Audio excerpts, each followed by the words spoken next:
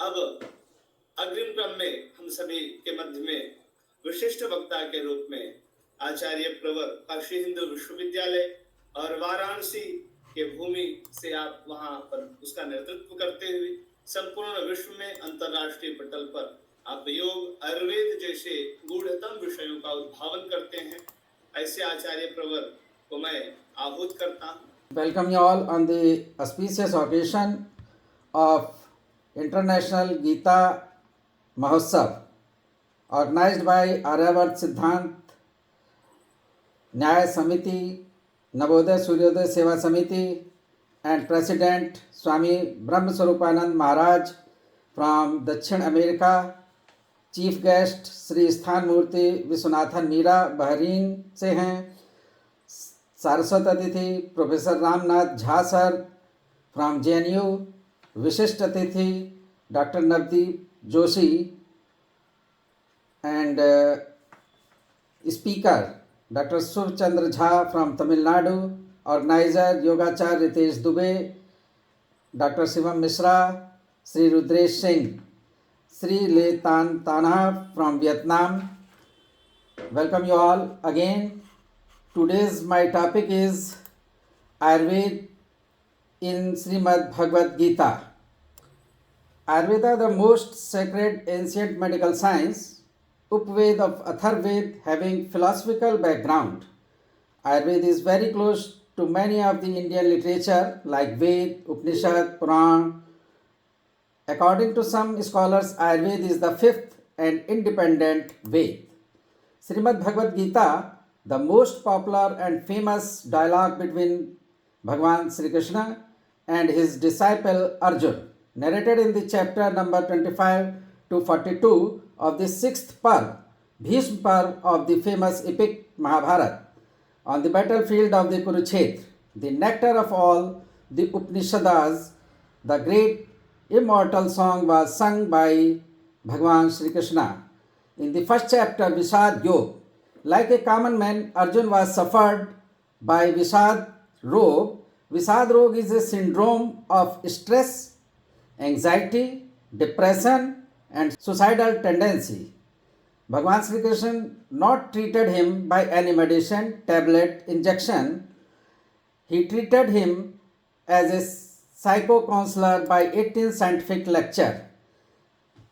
In this shlokas number 28, 29 and 30, Arjun said, O Krishna, at the sight of these my kinsmen assembled here, eager to give battle, my limbs fail and my mouth is purged, my body is shaken and my hair stands on end. The bow Gandiv slips from my hand and my skin is on fire.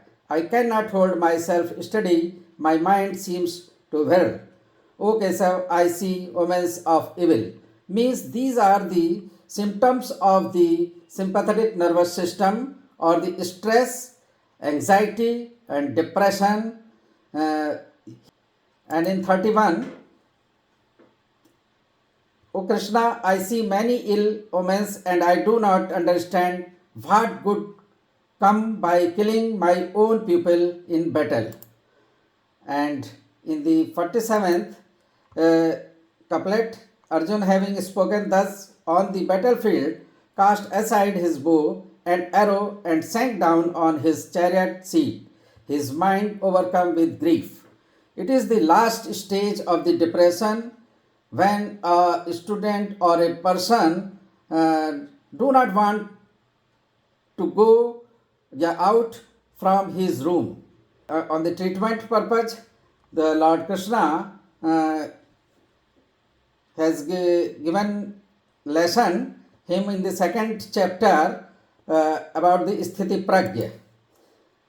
Arjuna asked, man of steady wisdom and steady intellect, Sthiti Pragya. The blessed Lord said, when a man renounces completely all the desires of the mind and when he is fully satisfied with his mind fixed in Atma, then he is declared to be man of steady wisdom.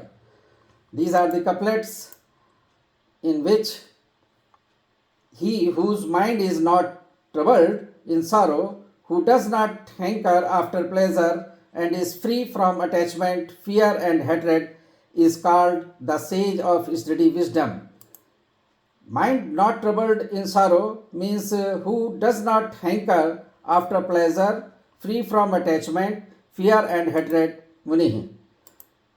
He who has no attachment to the anything, anywhere, who does not rejoice and hate when good and bad things happen, his wisdom is fixed and steady. One who is able to withdraw his senses from sense objects as tortoise draws its limbs within the cell is firmly fixed in perfect. When a man rejects the sense objects by withdrawing the senses, he becomes free from the sense world only. The longing or taste from them still remains in the mind. Even the longing is removed when the self is perceived. And in these couplets, one who restrains his senses, keeping them under full control, and fixes his consciousness upon me, is known as man of steady intelligence, means sthiti prajna. This is the pathological process of Vishad Yoga. As a man contemplates sense objects, attachment for them arises from attachment, desires for them will be born, from desires arises anger, from anger comes delusion, from delusion comes loss of memory, from loss of memory comes distraction of discrimination, and from distraction of discrimination he persists. This is the sequence. The object leads to attachment, and attachment leads to craving, and then the anger. From anger to lack of judgment, and lack of judgments leads to bewilderment of memory, and bewilderment of memory leads to loss of intelligence. This is the pathological process. But the self-controlled man, free from attraction and repulsion, with his senses under restraint, thou moving among objects, attain peace. The self-restrained, self-controlled peace is reward of self-mastery. Questions: who can attain peace? Answer: he whose mind is free from attachment, whose senses are restrained, and whose mind is controlled, attain peace. Thus satisfied in Krishna consciousness, the threefold mysteries of materials existence exist no longer. In such satisfaction consciousness, one's intelligence is soon well established. What is the Brahmi state? Oneness and with Brahman acquired through the conquest of desire, self-control, meditation on Atma is the Brahmi state. Where should a man possess this state? At all times, including the moments of death, man should retain this experience. What will it lead to? The individual being attains moksha, the state of supreme freedom and bliss. Ayurveda and Gita both has explained in his own way the moksha. The Lok Purush Samyata Siddhant in Gita as well as Ayurveda established this Siddhant. By this, the five elements Akash, Vayu, Agni, Jal, Prithvi and Chetana Mahabhut in the Param Chetana or the Brahm in the Lok Purush, and in Jeev Purush the five elements, and Chetana means Atma. The Srishti Abhi Vikaskram and Pralay both are explained in Gita as well as in Ayurveda on the basis of the basic principles or of the Sankhya Darshan. Ayurveda follows the Sankhya Darshan and Gita also follows the Sankhya Darshan. Kshetra and Kshetragya. Kshetra means this body which is made by the Panchamahabhut, and Kshetragya means the Atma. And in the Srashti, the five elements, and the Kshetragya is Paramatma or the Brahm.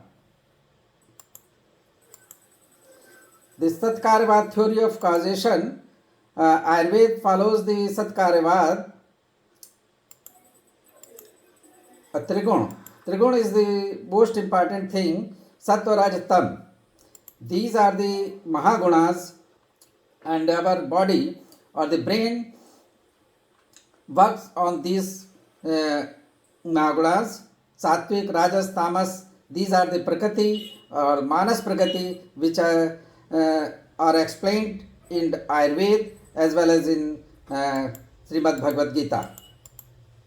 The Karma. Karma is the essence theory of Bhagavad Gita, and Ayurveda also emphasizes on this, given on the deeds of the individual as a causative factor of the diseases. The wise man should not blame any deity, ancestor or Rakshas for diseases caused by his own misdeeds, because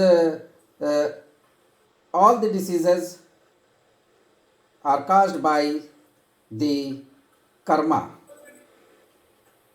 dosit karma. And yoga, the contact of the Atma, Manas, Indriya and earth leads towards the happiness and unhappiness. When the mind becomes stable with Atma, an individual becomes free from happiness and unhappiness. In the state of the mind, any favorable or unfavorable situation does not affect the mind. It is known as the yoga. Dietetic regime is also well explained in Bhagavad Gita, and Ayurveda follows that. Punarjan, health is the prime cause to fulfill the four purusharth, dharma, arth, kam and moksha. Hence Ayurveda gives emphasis on physical health, mental health, and beside that it gives emphasis on the spiritual aspect of the health. As you know, Ayurveda, the subject of the Ayurveda is the health, and subject of the Shrimadbhagvadgita is the lifestyle, or the Shrimadbhagvadgita is the manual of the lifestyle. Thank you all. बहुत बहुत आभार हम सभी पूज्य professor Hari हृदय Awasthi sir